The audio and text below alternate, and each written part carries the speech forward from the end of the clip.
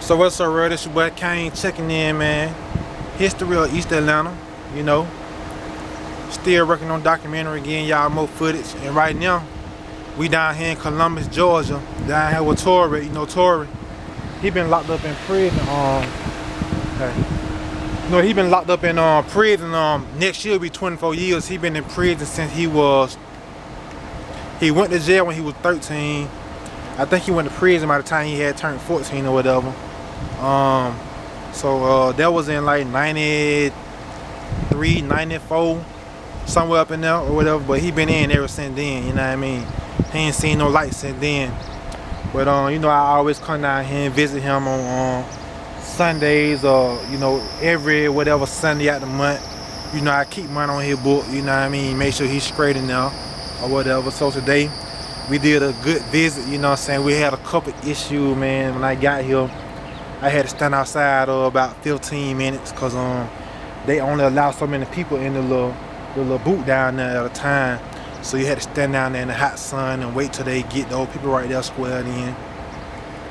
Then when I get inside the prison, the doors in the prison don't work for the elevators, so they had to come from the visitation room downstairs to upstairs to let me in and take me downstairs. Then I had to wait on some more group of people, another group of people that were coming in, so they can do everything at one time, you know what I'm saying? So that took like 15 minutes, you know what I mean? So all that was on my visitation time, you know what I'm talking about? And I ain't even mad. So then we get in the visitation room, we sit down chopping it up, you know what I'm saying? I don't listen to bro rap his songs or whatever. You know, he be into the music, be rapping and writing and all that too or whatever. So then they come over there and tell him to tell me I can't wear white tees down there no more or whatever. And they say it have to be a shirt with some type of logo on there. You know, but usually when I come down here, I might have on, you know, I might be suited up or whatever. But today, man, it's like 105 degrees down here. Y'all can't see the sun or whatever, you know what I'm saying? But it's that hot, you know what I mean? Yeah, so one time I came down here, they wouldn't let me in because I had on armor fatigue or whatever. So they made me go back home or whatever. You know, so that was the first time that ever happened. But this time they said, next time just put on a t-shirt with a logo on it, you know what I mean? And that was that. But other than that, man, we was just in there chopping it up about his music, you know, what he want to do when he come home, all of those type of stuff like that, you know what I mean? We just had a good visit, you know, he ate good. I ain't do nothing but drink or whatever, but he ate about 5 chicken sandwiches, ate about 3 bags of chips, drunk 2 or 3 ocean juices, ocean spray, whatever you want to call it, a drink. And we just sat down and chopped it up, you know what I'm saying? So this just footage of the prison right here, man. Let y'all see. It's called Rutgers State Prison, down here in Columbus, Georgia. This the prison side. That's the halfway house side over there. I'm gonna give y'all some footage of that right there after we finish chopping it up. And then they got another part of the prison up there. But basically what he talking about, he want me to put his music on the radio, get his song played on the radio or whatever. First we gotta get it recorded. Then after we get it recorded, he wanna get it on the radio or whatever. So that what his whole conversation was about. Getting all his songs put on the radio, getting all his music done. And I'm telling him, bro, let me do mine first, let me get my stuff situated, then I'll work on yours. But he don't wanna do that, you know what I'm saying? He want me to do his first, then do mine. You know what I'm talking about? But that's a brother for you. That's a big brother for you. But I'm finna give y'all some footage of the prison, man. Let y'all check this thing out, man. You know what I'm saying? Like I say, man, this the history of East Atlanta. You know, my brother went to prison when he was living in East Atlanta. So all this right here is a part of the history of East Atlanta. You know what I'm saying? So I'm finna give y'all a little footage right quick. Then we gonna sit this thing down. Then I gotta go to Noonan and see my sister in Noonan. And then when we leave Noonan, then we'll chop it back up when we get back to Clay County or Atlanta, west side, east side, south side, wherever I go. I don't know where I'm gonna be at, you know what I mean? But I'm gonna keep y'all posted, alright?